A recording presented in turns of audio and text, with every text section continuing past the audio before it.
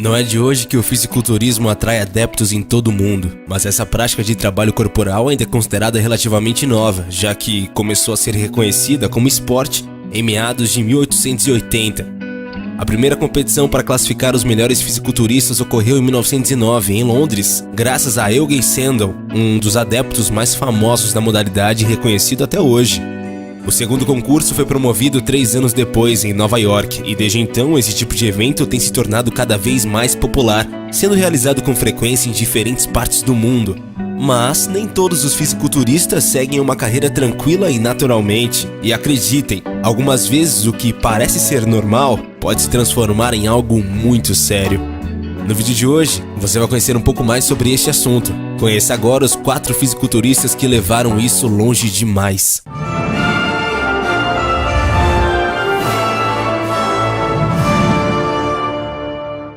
Mike Matarazzo. Mike Matarazzo se tornou pro em 1991 ao superar Flex Wheeler no NPC dos Estados Unidos. A sua carreira como pro não foi tão meteórica como a de amador. Mike nunca venceu um show pro. O seu melhor resultado foi um 3º lugar no Night of Champions, atual New York Pro, em 1998. Além disso, ele ficou em 2º lugar por 2 vezes no Canada Pro. Ele era muito carismático e amava o bodybuilding, e viveu numa época mais competitiva e louca do bodybuilding, os anos 90. Essa e outras atitudes faziam dele um dos pros mais carismáticos e queridos dos anos 90, e era conhecido pelos seus excelentes bíceps e descomunais panturrilhas.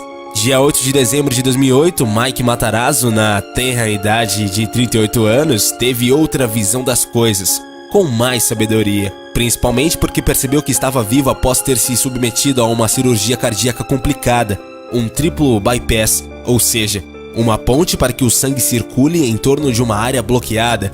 Após a cirurgia, Mike largou os palcos e deu uma entrevista dizendo estar arrependido. Disse que costumava acreditar estar 100% saudável, mas que esses dias haviam acabado. Mike se lamenta por ter feito isso com ele mesmo. Logo após sua fala, o entrevistador pergunta como ele havia feito isso com ele, ao passo que Mike responde: "Oh Deus, por onde eu começo, hein? Eu diria que tudo o que levou ao meu problema cardíaco começou no momento em que eu decidi levar a sério o fisiculturismo competitivo. Para ficar melhor, eu comia 2, 4 ou 5 quilos de carne vermelha por dia, sem vegetais, e eu ficaria longe das frutas por causa do seu açúcar. Pior mesmo eram os químicos. Eu tenho tantas memórias sozinho num quarto de hotel na semana de uma competição, 5 ou 2 dias antes, e fazia coisas indescritíveis com meu corpo. Esteroides, hormônios de crescimento e diuréticos, tudo, a qualquer coisa que nós bodybuilders fazemos para obter um certo aspecto. O maior perigo, contudo, é que apesar de fazer dieta e do treino permanecer o mesmo ao longo dos anos, há uma compulsão para experimentar mais descontroladamente produtos químicos. Todos os dias, caras que competem estão no telefone perguntando quem está usando o quê, onde eles estão pegando e como eles estão misturando. Há caras por aí que estão sendo pagos com muito dinheiro por profissionais para misturar porções especiais para eles. Eu me lembro de estar ao redor do mundo inteiro competindo, e algumas noites antes de uma competição colocando produtos químicos em meu corpo, sabendo que eu estava me machucando, mas eu fiz isso porque era necessário para atingir um certo shape. Se eu pudesse voltar num tempo, essas coisas nunca teriam acontecido. Eu teria voltado a dirigir caminhões. Eu não tenho nenhuma dúvida em minha mente que a principal causa do meu problema, a coisa mais importante, eram os químicos. Foram os esteroides, hormônios de crescimento e diuréticos. Tomamos Sinomel para perder gordura, sabendo que é incrivelmente poderoso medicamento para tireoide. E isso é apenas uma das muitas drogas lá fora tomadas por todos, desde amadores até o nível mais alto do mundo. Eu não iria em 1 milhão de anos mudar um monte de aspectos sobre o fisiculturismo, mas as drogas, é o único aspecto que eu iria interromper se eu tivesse uma segunda chance. Mike terminou sua vida sem poder treinar e trabalhar por conta do seu estado físico muito debilitado, tendo seu coração funcionando apenas 20% da sua capacidade total. Matarazzo faleceu em 2014 aos 49 anos de um ataque do coração. Candice Armstrong. Com a intenção de ganhar braços e ombros maiores, aumentar o tamanho de suas costas e ter um quadril menor, a ex-garçonete Candice Armstrong, da cidade de Londres, na Inglaterra, decidiu começar a utilizar esteroides anabolizantes. O problema foi que a moça abusou tanto da substância que passou a desenvolver acne, ganhou uma voz mais grossa, pelo facial e até um pênis de mais de 2,5 centímetros. devido ao inchaço excessivo do seu clitóris, assim como outras características masculinas também. Com o crescimento do seu peitoral, os seios também praticamente sumiram do corpo da ex-garçonete. Apesar de afirmar não ter tido uma intenção consciente de adquirir características de um homem, Candice diz que não deve parar de tomar os esteroides. Ela alega que se fizesse isso, perderia os músculos adquiridos com o uso da substância e que mesmo assim, continuaria com os traços masculinos como os pelos no rosto e a voz mais engrossada. Além disso, de acordo com ela, se quisesse tentar reverter os efeitos do esteroide, ela teria que submeter aos mesmos procedimentos necessários a um homem que tem a intenção de fazer uma mudança de sexo para tentar se tornar uma mulher. Com a mudança no corpo, a vida de Candice também acabou sofrendo modificações. Por conta dos comentários maldosos, ela passou a usar roupas masculinas em algumas ocasiões em que acabava saindo à rua e chegou até a realizar algumas performances como drag queen, o que ela conta ser algo que sempre quis fazer e que ama isso. Rich Piana. Uma das maiores estrelas do mundo do fisiculturismo, Rich Piana, morreu aos 46 anos de idade, no dia 25 de agosto de 2017. O atleta havia sido internado por 2 semanas depois de sofrer uma overdose em casa.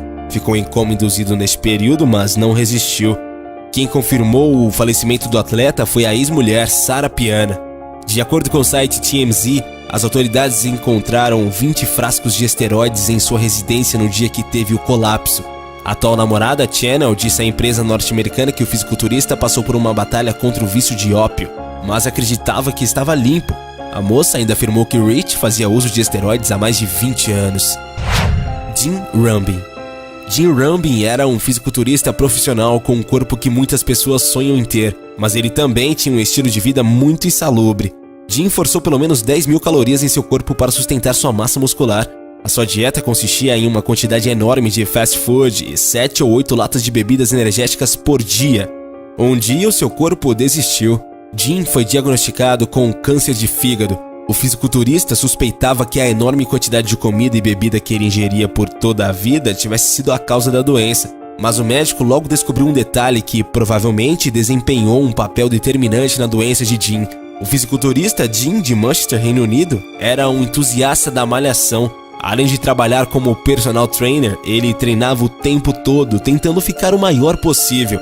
Ele normalmente ingeria 10.000 calorias por dia, regado com 7 ou 8 latas de bebidas energéticas.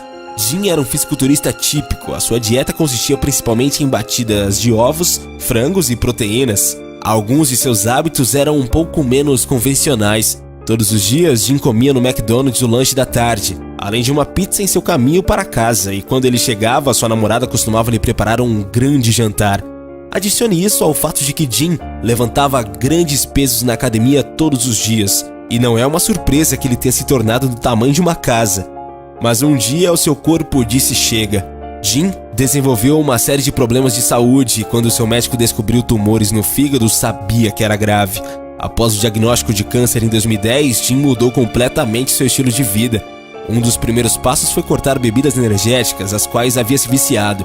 Ele parou de comer junk food, carne vermelha e açúcar.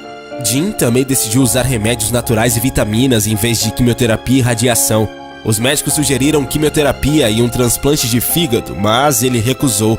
O forte fisiculturista começou a perder peso, mas ainda estava longe de desistir. Jim estava convencido sobre o que causou o câncer. Não posso dizer que foi a dieta, mas coisas como bebidas energéticas podem ter contribuído. Carnes vermelhas, todas as impurezas que descobrimos, elas têm. Disse Jim ao Daily Mail, mas as bebidas energéticas realmente causam câncer? O Dr. Dimitri Alden, oncologista baseado em Nova York especializado em doenças do fígado, é cético. É difícil afirmar que as bebidas energéticas como grupo podem causar câncer de fígado. Deve-se olhar para a composição química individual dos produtos consumidos por esse paciente e outros fatores antes de tirar conclusões. Disse a Fox News. Há também outros dados preocupantes que surgiram quando Jim foi diagnosticado com câncer. A parceira de Jim, Charlotte Rigby, suspeitava que ele estava usando esteroides. O próprio Jim confessou ter usado esteroides anabolizantes no início da sua carreira como fisiculturista. Quando recebeu o diagnóstico de câncer em 2010, mudou sua dieta e começou a tomar vitaminas, que começou a ter efeito. Em 2011, o tumor de Jim desapareceu, como conta o Daily Mail, mas eu fiquei complacente. O velho estilo de vida apareceu novamente, explica Jim. Em 2013, Jim entrou em colapso do lado de fora da academia onde trabalhava.